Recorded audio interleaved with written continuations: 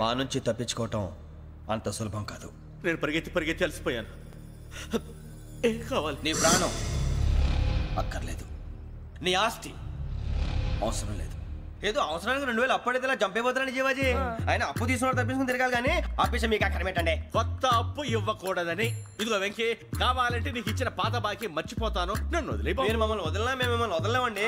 మీ దగ్గర అప్పు తీసుకున్న నిజం మమ్మల్ని నీలా వెంటాడు. అందుకు నన్ను వెంటాడుతున్నారా? నన్ను అంతగా అయిపోలేదు. ఉండి లేదంటే మొత్తం లేకుండా పోతారు. ఇప్పుడు మీకు ఇస్తే జరిగేది అదే. ఇస్తే ఇవ్వండి, లేకపోతే మానేయండి, అంతేగాని శుక్రవారం పూట అశుభ మాటలు మాత్రం ఆడకండి. శుక్రవారం లేదు, శనివారం లేదు, అసలు వడ్డీ వ్యాపారం చేయడం లేదా? జీవాజీ, డిస్కషన్స్ అనవసరం. ఇప్పటికి 18,000 ఇచ్చారు, ఇంకో 2,000 ఇస్తే 20,000 రౌండ్ ఫిగర్ అవుతుంది. 2 రోజులు తిరిగి ఇచ్చేస్తాం. వీళ్ళకి ఇప్పుడు దాకా ఇచ్చింది 14,000 కదా, 18,000 అంటాడేమిటి పెచ్చనాయాలు? పడ్డాడు కక్కుర్తాడు. సంగతి వరకు తెలిసి సరేనయ్యా, ఇదే నేను మీకు ఇచ్చే ఆఖరి అప్పు. మీరిచ్చిన ప్రతిసారి ఇలాగే అంటారు. ఇతనే వచ్చిందని తగలేయకుండా ఊరికే వచ్చింది ఏంటి? అబ్బాయి ఏం లేదండి, జాగ్రత్తగా ఉపయోగించి పైకి రావాలయ్యా. సరే, ఈ 2,000తో 20,000 సంపాదిస్తారు. అదే కూర్చొని ఆలోచిస్తాం. ఆ జీవగాడు ఎప్పటికైనా జీవితంలో పైకి రావాలంటాడు. రోజు ఇంత పైకి వస్తాం తెల్లడికి. రే, మనం దొరికిన వాళ్ళ దగ్గర అప్పు చేసి తాగెత్తనం. ఇలా ఎన్నాళ్ళు పిచ్చేవాళ్ళు ఉన్నన్నాళ్ళు తెలిసిన వాళ్ళందరూ అయిపోయారు, ఇంకెవరు మిగిలారా? అందుకే నేను ఎప్పుడూ అంటూ ఉంటాను, సర్కిల్ బెంచ్ మని ఒక రెండో పెంచుకుందామన్నా ఎవడు కోఆపరేట్ చేయట్లేదా? మనం చూస్తేనే జంప్ అక్కడ. అరే వడ్డీ ఎంతైనా పర్వాలేదు, అప్పు ఏంట్రా అంటే ఒక ముందు రాడే. ముందుకు వస్తే వాళ్ళు వెనక్కి వెళ్తారని భయం. భయం భయం భయం, ఎక్కడ చూసినా భయం. ఎన్నాళ్ళు భయం?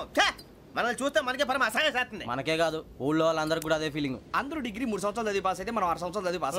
మరి ఉద్యోగం ఎవడి? ఉద్యోగాలు ఇవ్వక, అప్పులు ఇవ్వక, తాగేది ఎలాగా, బతికేది ఎలాగా? అరే మనం మాత్రం మనుషులం కాదా? మనకి కోరికలు ఉండవా? ఇప్పుడు మనం ఆలోచించాల్సింది అది కాదు, రేపటికి ఎవరిని చంపాలి. కాలనీలో ఎవరు సార్?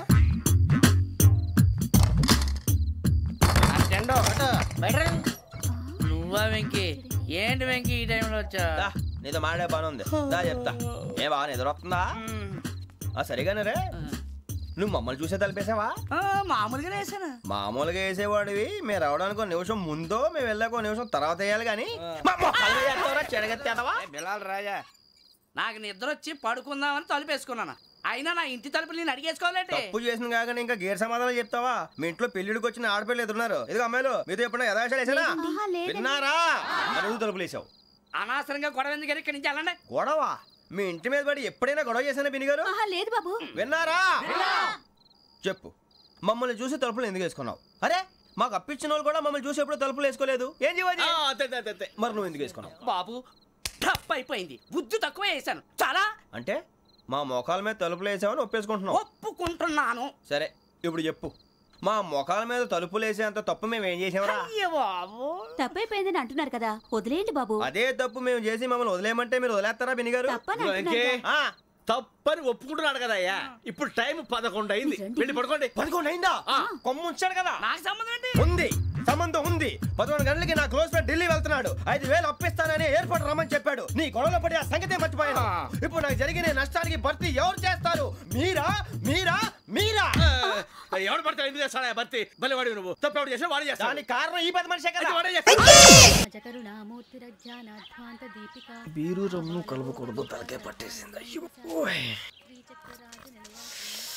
ఏంటే చదువుకుంటున్నావా? చదువుకో దేనైనా వెనక్కి తీసుకురావాలం కానీ పోయిన కాలం వెనక్కి తీసుకురావడం ఎవడి వల్ల కాదు. టైం విలువ గురించి నువ్వు మాట్లాడడం నువ్వు ఎలా పోతే నాకు ఎందుకులే. ఏమ్మా నీ పూజ అయిందా? తలకే పట్టేసింది, కాస్త మజ్జిగుంటే ఇవే. మా నాయనే అందరూ పొద్దున్నే లేచి టీలు కాఫీలు అడుగుతుంటే నువ్వు మాత్రం మజ్జిగ అడుగుతున్నావురా. కాఫీలు టీలు తాగే స్టేజ్ వాడు ఎప్పుడో దాటిపోయాడు. రాత్రి తాగింది దిగాలంటే మజ్జిగే తాగాలి. నువ్వు తల దించుకోవడం ఎందుకురా? నీలాంటి యదవనగానందుకు నేనే దించుకోవాలి తల. రాత్రి సుబ్బారావు గారి ఇంటి మీద గొడవకి వెళ్ళేవంటగా. అలా చెప్పాడు మీకు? ఏ మళ్ళీ గొడవ కెడతావా? నీ దెబ్బకు భయపడి రాత్రి తలుపులు తీసి పడుకున్నారంట. తెల్లారగా టైంట్లో దొంగలు పడ్డారు. ఆడింట్లో ఉందిలేండి పట్టుకుపోవడానికి, అక్కడ కూతురు తప్ప. ఎన్నాళ్ళు ఇలా బేవర్స్గా తిరుగుతావురా? ఇన్నాళ్ళని ఏం ఫిక్స్ అవ్వలేదండి. చిచి నాన్న అమ్మా, కంబైన్ స్టైల్స్ కి ఫ్రెండ్స్ ఇంటికి పిలుద్దాం అంటే వీడికి భయపడి ఎవరు రావడం లేదు. నేనే చేశానే. వాళ్ళ వంక అదోలా చూస్తున్నావంట. గొప్ప ఫిగర్లని అదోలా చూస్తాను, ఏదో మోహాలు వేసుకొని. చదిగా ఆ గొంతు ఆ వాలకం చూడలేకపోతున్నాను రా బాబు. చిన్నప్పుడు వచ్చి నా అలాగే ఉన్నావు, తెగ ముడిచిపోయారు. ఇప్పుడు నచ్చట్లేదు నాన్నగారు మీకు? నేను యదవలతో డిస్కస్ చేయను. నేను చేస్తాను. మీరు చెప్పదలుచుకుంది ఏమిటో చెప్పండి. ఇంకా చెప్పేదే ఉంది. నువ్వు ఇలా గాలికి తిరుగుతుంటే నేను తిండి పెట్టలేను. నాన్నగారు ఇప్పుడు శుక్ర మహాదశి 4వ పాదంలో ఉంది. నేను ఇప్పుడు ఏం చేసినా కలిసి రాదు. శనిగారు సెంటర్ లో కాసేసి నన్నే చూస్తాడంట. వాడు అలా సైడ్ అయిపోయి నేను ఏదో అవుతాను కదా, మీరు కంగారు పడకండి. ఇవన్నీ ఆ జగదాంబ చౌదరి గారు చెప్పాడా? జేసీ గారిని గాడు గిడు అనకండి బాబు, మీకే మంచిది కాదు. అబ్బా ఊరుకోండి, ఎవరి నమ్మకాలు వాళ్ళవి. ఎరా ఇంతకీ ఆ శనిగాడు సైడ్కి ఎప్పుడు వెళ్తాడంట? గురువు సెంటర్ లోకి రావాలమ్మా. మరి ఆ గురువు సెంటర్ లోకి ఎప్పుడు వస్తాడంటావు? అవన్నీ మనకి తెలుస్తాయి అంటే జేసీ గారు తెలుస్తాయి. నాన్నగారు ఒక 1000 రూపాయలు ఇవ్వండి, దక్షిణ నుంచి అన్ని అడిగేసి వస్తాను. ఎదిగిన కూతురు గుండెల మీద కుంపటైతే నీలాంటి బేవార్స్ కొడుకు క్లైమోర్ మైన్స్ లాంటి వాడు దరిద్రుడా. ఆ జేసీ గారు పోయాక వీడు నేను అమ్మ నువ్వే ఫీల్ ఓకే. ఆయన కావాలని అంటున్న మాటలు కాదు, ఆయన దేవుడు. కానీ ఆ శనిగాడు ఆడి కాన్సన్ట్రేషన్ అంతా నా మీదే పెట్టేశాడు. మరి ఇప్పుడు ఎలాగరా నాన్న? ఆ పని మీద డబ్బులు అడుగుతుంటే నిసుకుంటున్నాడు. పోనీ నువ్వేనా ఇవే? నా దగ్గర కూడా లేవురా. తెలుగు భాషలో నాకు నచ్చని ఒకే ఒక్క పదం లేదు.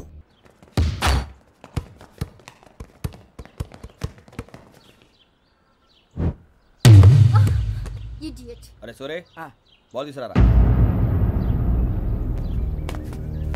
సారీ ఏదో బాలి బాస్కెట్ బాల్ మాలాంటి ఆడాలి.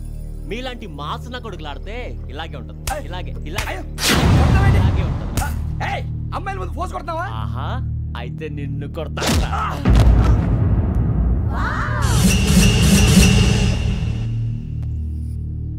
వాడు అమ్మాయిలు ఉన్నారని చూడరా ఎరా రెచ్చిపోతున్నాడు.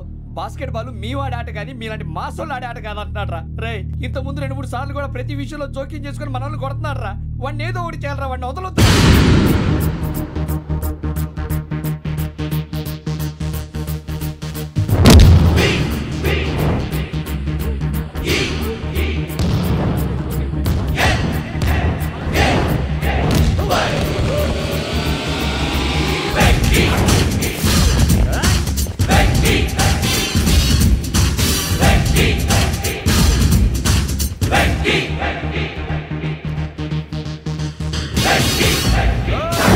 ఆడపిల్లలంటే ఎవరికైనా దెబ్బ తగిలితే అయ్యో అంటారు, మీకేమో ఎవరైనా కొడితే కామెడీ. కొట్టిన వాళ్ళు మీ దృష్టిలో హీరోలు. ఇప్పుడు నేను పచ్చడిగా కొడేస్తాను, నేను హీరోని అయిపోతానా? ఏంట్రా రెచ్చిపోతున్నావు? మాకు ఛాన్స్ ఇవ్వా? అసలు వచ్చిందే నీకోసం. మా ఓటు బ్యాక్గ్రౌండ్ తెలియక ఆడమే చేసావు. ఇప్పుడు నీకు అప్పుడు అయిపోతున్నా రే. వాడి బ్యాక్గ్రౌండ్ సరే, అసలు నీ బ్యాక్గ్రౌండ్ ఏంట్రా? నాకు సెపరేట్ బ్యాక్గ్రౌండ్ అంటూ ఏం లేదురా. నేను ఎక్కడ నిలబెడితే అదే నా గ్రౌండ్. అంత పుడింగువా? తెల్దా?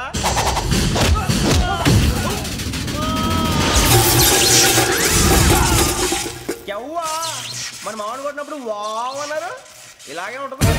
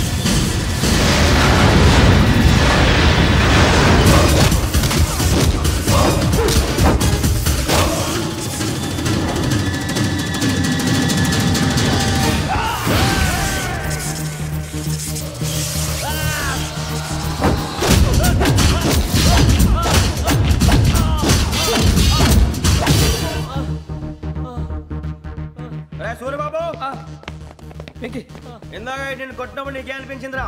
కుమ్మేయాలనిపించింది. మరి కుమ్మే. అమ్మో కుమ్ము. రేయ్ నిన్ను అమ్మాయిని గుడ్డలు పట్టుకొని కొడతాను. అలా కొడితే ఏ తగులుందిరా ఆడికి? అసలే ఎక్సైజ్ బాడీ ఏదవుది. తప్ప చెప్తాను, కొడితే మడతడిపోవాలి. మాస్తో పెట్టుకుంటే మడతడిపోద్ది. ప్రపంచంలో ప్రతి వాడు ఏదో పని చేసుకుంటున్నాడు, మనం తప్ప. మా కాంట్రాక్టర్ తో చెప్పి పని ఏదైనా ఇప్పించరా? ఎలాంటి పనులు మేము చేయం. డిగ్రీలు బిఏ, నేను ఎంఏ.